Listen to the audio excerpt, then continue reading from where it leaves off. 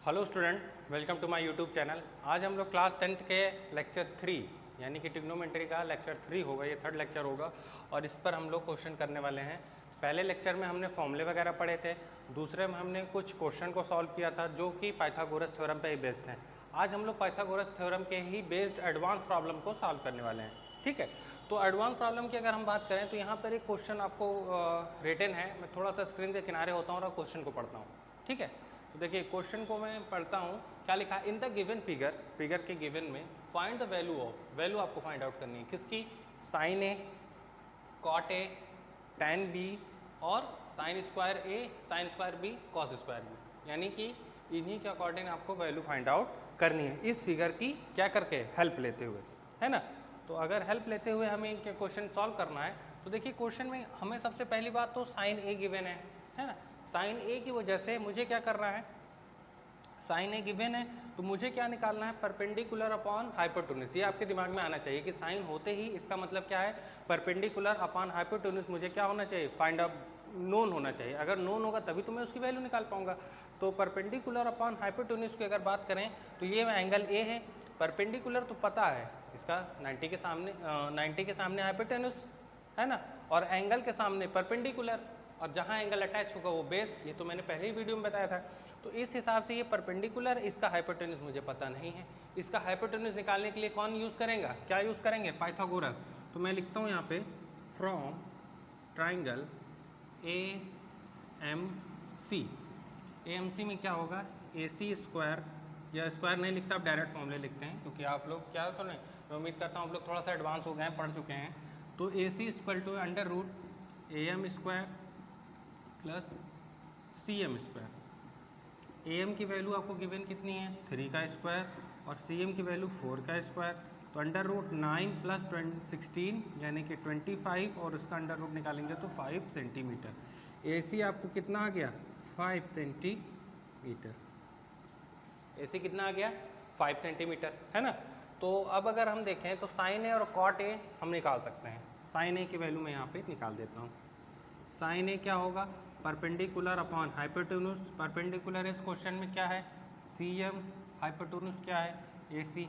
ये भी आप लिख सकते हैं। अपने क्वेश्चन को यूनिक बनाने के लिए आप इस तरह की वैल्यू भी लिख सकते हैं। यूनिक क्या, जनरली लिख ही देंगे तो बहुत अच्छा एग्जामिनर के ऊपर अच्छा एक्सप्रेशन पड़ेगा, आपको मार्क्स अच्छे आएंगे, है ना। देखिए क्वेश्चन आना हमें बड़ी बात नहीं है, क्वेश्चन को एक्सप्रेस करना ये हमें बहुत अच्छी बात है। अगर हम क्वेश्चन को अच्छी तरीके से एक्सप्रेस कर पा रहे हैं तो एग्जामिनर हमें नंबर भी अच्छे देगा।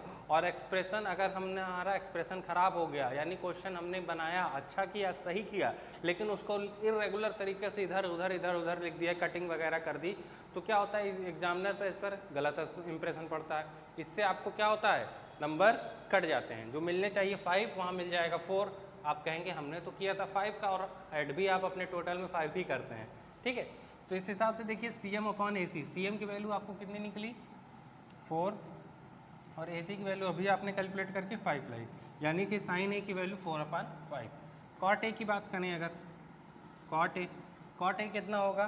Perpendicular, sorry base upon perpendicular. 10 का अपोजिट तो होता है, तो यहाँ पर बेस अगर ए देखा जाए तो क्या होगा? ए एम, और परपेंडिकुलर होगा इसका सी एम। ए एम की वैल्यू होगी 3, सी एम की वैल्यू होगी 4, तो 3/4 is the answer of cot A. मैं स्क्रीन से हटता हूँ, आप इसका स्क्रीनशॉट ले सकते हैं।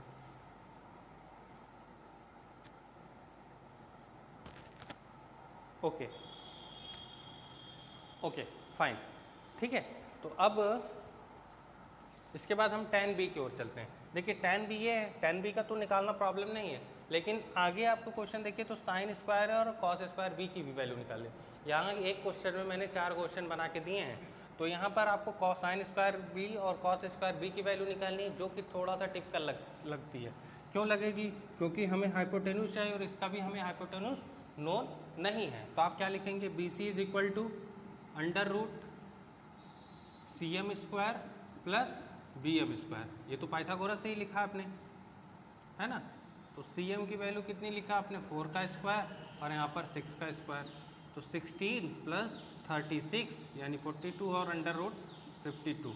अंडर रूट 52 को मैं लिख सकता हूँ 4 × 13, 13 4 जा 52, 4 का अंडर स्क्वायर रूट निकाल दूंगा तो 2√13, ये मेरा आंसर होगा। सॉरी मतलब BC आंसर नहीं, BC यानी कि लेंथ ऑफ परपेंडिकुलर यहाँ पर होगा 2√13। क्लियर? तो अब आइए निकालना क्या है, tan B। तो tan B क्या होगा, परपेंडिकुलर अपान बेस। परपेंडिकुलर B के लिए कौन काम कर रहा है, CM। बेस का काम कर रहे हैं MB। CM की वैल्यू 4, MB की वैल्यू 6, 2 से कैंसिल आउट करेंगे 2/3। अब यहाँ पर sine square B plus cos square B, sine की वैल्यू आप निकालेंगे, कैसे निकालेंगे, परपेंडिकुलर अपान बेस से। ठीक है, साइन की वैल्यू होगी परपेंडिकुलर 4 और हाइपोटेन्यूस होगी कितनी, 2√13।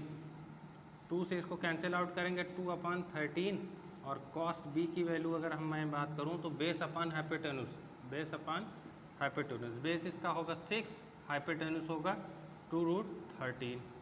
2 से कैंसिलेशन करने के बाद 3/√13। यहाँ तक किसी को कोई प्रॉब्लम, यहाँ तक किसी को कोई प्रॉब्लम नहीं। अब इन्हीं का स्क्वायर करेंगे तो sign square B plus cos square B है ना, साइन की जगह मैं रखता हूँ 2/√13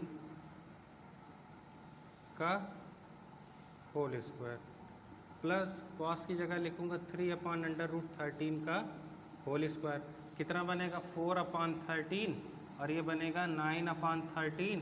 इनको ऐड कर देंगे तो 13/13 स्क्रीन में आ रहा है। 13 से 13 कैंसिल आउट होने के बाद आंसर 1। इसकी वैल्यू 1 आई, इसकी वैल्यू सबको मैं क्या कर रहा हूँ, एक रेक्टेंगल के फॉर्म में कनेक्ट कर दे रहा हूँ।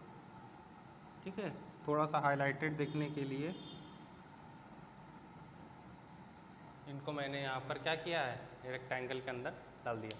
देखने में तो पूरा बोर्ड भर गया, आपको लग रहा होगा क्वेश्चन बहुत हार्ड है, लेकिन ऐसा नहीं है। आपको बेसिक कैलकुलेशन के द्वारा ही इन क्वेश्चन को करना है। हाँ ये जरूर है कि क्वेश्चन थोड़ा लेंदी है, क्वेश्चन लेंदी जरूर है। लेंदी होने की वजह से आपको ये टफ लग सकता है, बट फाइन, ओके। तो उम्मीद करता हूँ ये क्वेश्चन का स्क्रीनशॉट आप लोगों ने ले लिया होगा। अब मैं इसी में दूसरे क्वेश्चन को आगे कंटिन्यू करूँगा। ठीक है, दूसरे क्वेश्चन को कंटिन्यू करता हूँ।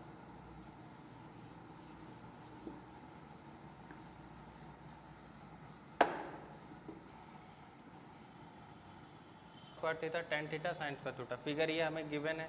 इस फिगर को थोड़ा समझते हैं। यहाँ पर देखिए एरो का साइन लगा हुआ है, इक्वल का साइन लगा है, that means AD is equal to BD। It is count as measured as AD is equal to BD, that is given. It means the length of AD is equal to A/2 और यहाँ पर भी A/2। इसका क्या मतलब होता है कि इन दोनों की लेंथ A/2 गिवन है ना। तो इस हिसाब से अगर मैं साइन थीटा की बात करूं तो मुझे सबसे पहले ये चाहिए है ना, और ये भी चाहिए। तो मेरे साथ समस्या ये है कि सबसे पहला काम मुझे ये करना है कि BC को निकालना है। तो लिखूंगा मैं फ्रॉम ट्रायंगल ACB ट्रायंगल से। ठीक है, AC square plus AB square is equal to, एक second, AC square is equal to AB square plus BC square. ठीक है, AC की वैल्यू निकालने के लिए मैं क्या करूँगा, √AB की वैल्यू हमें गिवन है कितनी, A का स्क्वायर माइनस BC, एक मिनट, इस तरह इसको नहीं सॉल्व करते। ठीक है, चलिए आइए देखिए नेक्स्ट इस क्वेश्चन में हम लोग सॉल्व करेंगे। पहले BC को फाइंड आउट करेंगे। BC निकालने के लिए मैं डायरेक्ट लिखता हूँ √AC square minus AC square minus AB square. AC की वैल्यू हमें गिवन है B स्क्वायर माइनस AB की वैल्यू होगी A स्क्वायर। ठीक, तो ये लेंथ आ गई मेरे लिए B square minus A square. BC की लेंथ आ गई A square minus B square, यहाँ तक की length √B square minus A square. ठीक, अब अगर DC की लेंथ निकालें, इसके लिए मैं लिखूंगा फिर से फ्रॉम ट्राइंगल DCB ट्राइंगल लेंगे। ओके, DCB ट्राइंगल लेंगे तो DCB ट्राइंगल से क्या होगा, DC is equal to under root, क्योंकि DC क्या रहा है, एक हाइपोटेन्यूज का काम कर रहा है ना, तो इसलिए आप क्या लिखेंगे, BC square plus BD square. BC की लेंथ अभी आप लोगों ने ये निकाली है और इसका स्क्वायर करेंगे तो अंडर रूट तो हट जाएगा, ठीक है। और BD कितना है, इसका हाफ, यहाँ से इन दोनों का हाफ, यानी A का आधा, A/2 मैंने देखे यहाँ लिख दिया, तो यहाँ मैं लिख दूंगा A/2 का होल स्क्वायर, A/2 का होल स्क्वायर। ओके, तो जब A/2 का होल स्क्वायर लिख दूंगा तो क्या हो जाएगा, ये B square minus A square plus A square upon 4, और इनको आप सब्ट्रैक्ट करेंगे तो आंसर आएगा B square minus 3A square अपान 4, ठीक है, 3A स्क्वायर अपान 4, और इसके साथ जब आप थोड़ा सिंप्लीफाई कर देंगे तो आएगा 4B square minus 3A square upon 2, under root से बाहर आ जाएगा। यानी मुझे DC की लेंथ ये आ गई, ये DC की लेंथ आ गई, और ऊपर यहाँ पर BC की लेंथ थी। एक बार मैं फिर से एक्सप्लेन कर देता हूँ, ठीक है। BC की लेंथ निकालने के लिए मैंने क्या किया, इस बड़े वाले ट्राइंगल में क्या किया, पाइथागोरस फिट किया। BC निकालने के लिए मैंने क्या किया, BC निकालने के लिए हाइपोटेन्यूज के स्क्वायर में से परपेंडिकुलर का स्क्वायर माइनस कर दिया, यानी AC की जगह मैंने वैल्यू रखी B स्क्वायर, इसकी जगह A स्क्वायर, दोनों को सब्ट्रैक्ट किया, B square minus A square, BC की वैल्यू आ गई।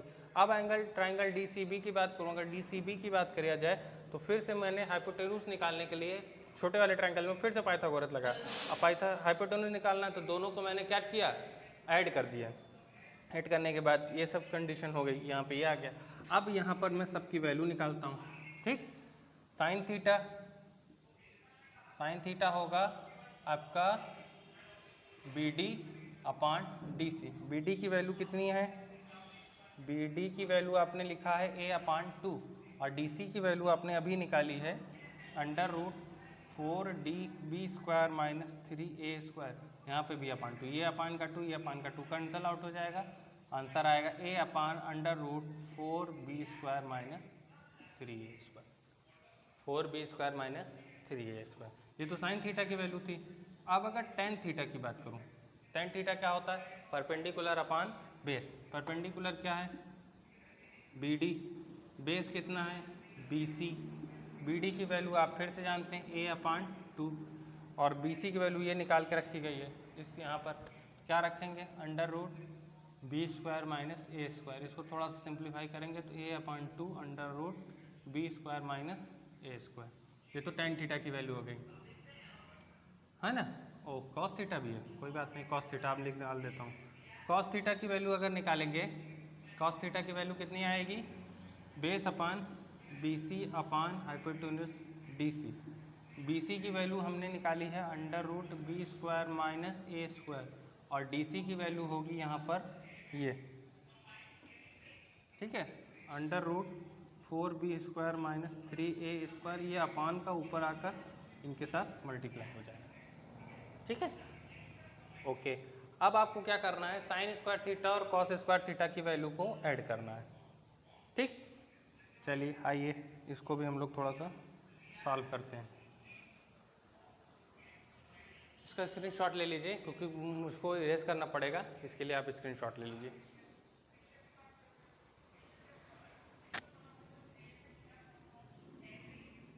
ठीक है, देखिए कॉस थीटा निकाल दिया, साइन थीटा निकाल लिया गया, कॉस थीटा निकाल लिए, कॉस थीटा,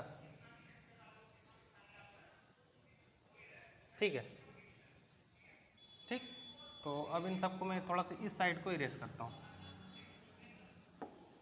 और यहाँ पर हम निकालेंगे क्या, sine square theta plus cos square theta.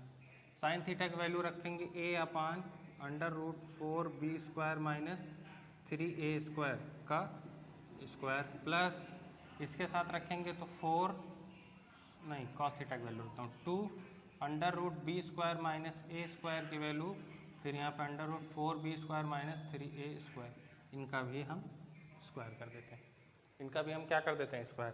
तो यहाँ से आएगा A square upon 4B square minus 3A square, plus इसका स्क्वायर करेंगे तो 4 बी स्क्वायर माइनस 4a² अपान 4b² माइनस 3a²। इन दोनों को क्या करेंगे, कंबाइन कर देंगे, क्योंकि बिना दोनों के दोनों के डिनोमिनेटर सेम है, ऊपर वाले नंबर आप डायरेक्ट ऐड कर सकते हैं।